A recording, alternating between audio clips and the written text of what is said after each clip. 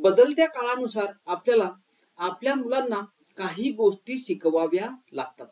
आपल्या मुलांमध्ये आर्थिक साक्षरता आणणे ही सर्वात महत्त्वाची शिकवण बनली आहे, जी शैक्षणिक शिक्षणाबरोबर दिली गेली पाहिजे. हे आर्थिक साक्षरतेचे शिक्षण देणे ही काळाची गरज बनली आहे. आज मी या विषयावर म्हणजेच मुलांच्या आर्थिक साक्षरतेबद्दल काही मुद्दे मांडणार आहे आणि सर्वांना विनंती आहे की त्यांनी हा व्हिडिओ शेवटपर्यंत पाहावा. नमस्कार मित्रांनो, मी प्रवीण कुलकर्णी आणि कुलकर्णी कन्सल्टन्सीच्या नॉलेज सेंटर मध्ये आपले स्वागत आहे. आपल्या बालपणात आपल्याला खर्च करण्यासाठी किंवा वस्तू खरेदी करण्यासाठी पैसे मिळतच नव्हते. त्या काळात आपल्या पालकांकडे इतके पैसे नव्हते की मागितल्याबरोबर आपल्याला लगेच मिळाले. त्यामुळे आपल्याला पैशाचे महत्त्व आपोआप कळाले. पण आत्ताच्या नवीन पिढीमध्ये पैशाबद्दल म्हणावे तेवढे महत्त्व दिसून येत नाही. पालकांकडून सहज पैसे आणि गोष्टी मिळणे, कुटुंबात भरपूर पैसा आणि समृद्धी असणे, मुलांना त्यांच्या खर्चासाठी पॉकेट मनी मिळणे, सहज गोष्टी मिळणे आणि अशाच इतर गोष्टींमुळे मुलांमध्ये पैशाचे महत्त्व निर्माण झालेले नाही. आपल्या मुलांमध्ये जागरूकता आणण्यासाठी आपण त्यांना आर्थिक बाबीबद्दल शिक्षित करणे आवश्यक आहे. आपण त्यांना पैशाचे महत्त्व सांगायला हवे. आपण आपल्या मुलांना उत्पन्न आणि खर्च काय आहे हे सांगायला हवे.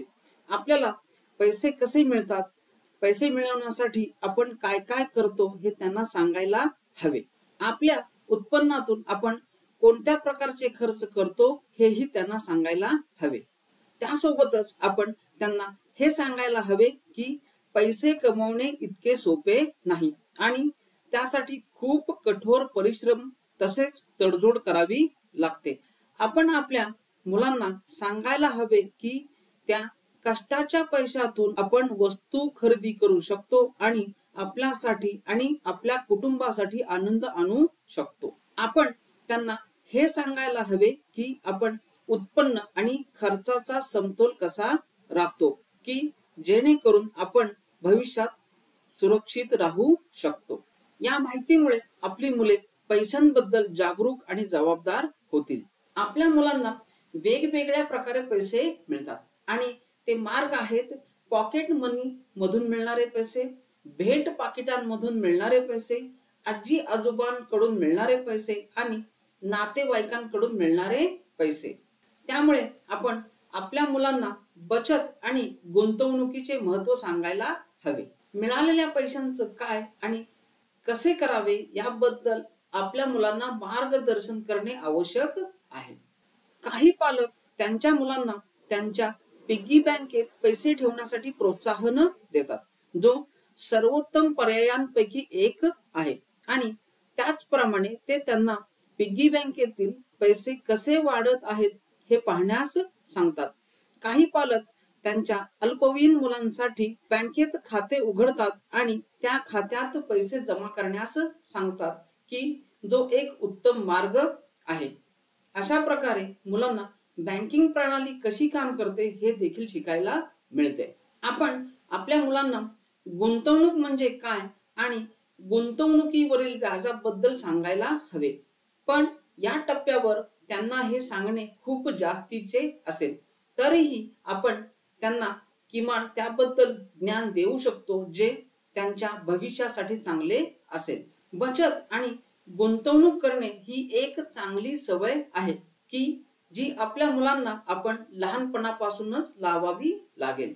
आपल्या मुलांना गरज आणि इच्छा यातील फरक समजत नाही, म्हणून असे निर्णय घेताना आपण त्यांना मार्गदर्शन केले पाहिजे. आपण त्यांना गरजेच्या गोष्टी कोणत्या आणि इच्छा असलेल्या गोष्टी कोणत्या आहेत हे समजावून सांगावे लागेल. जेव्हा त्यांनी काही मागितले तेव्हा त्यांनी काय करायला हवे हे देखील आपल्याला त्यांना सांगावे लागेल. त्यांच्यात निर्माण झालेल्या या सवयीमुळे ते भविष्यात आर्थिक बाबींबाबत योग्य निर्णय घेतील. आपली मुले खूप गोष्टींची मागणी करत असतात आणि त्यांना ती मिळतातही. ज्या गोष्टी त्यांच्याकडे आहेत, मिळालेल्या आहेत, त्या त्यांनी काळजीपूर्वक आणि पूर्णपणे वापरल्या पाहिजेत.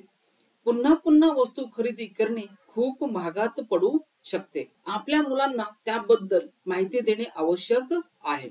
आपण त्यांना सांगायला हवे की जर त्यांनी गोष्टी चांगल्या पद्धतीने वापरल्या तर त्यांना नजीकच्या भविष्यात अधिक आणि आवश्यक असलेल्या गोष्टी मिळू शकतील, की ज्या पालकांसाठी खरेदी करणे खूप सोपे असेल.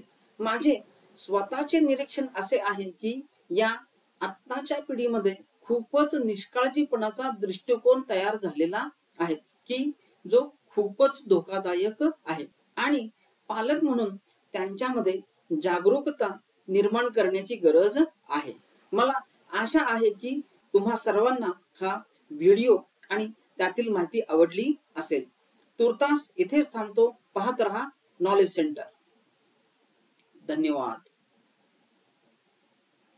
असेच माहितीपूर्ण व्हिडिओ पाहण्यासाठी व्हिडिओंना लाईक करा, शेअर करा आणि आपले आवडते चॅनल सबस्क्राईब करायला विसरू नका.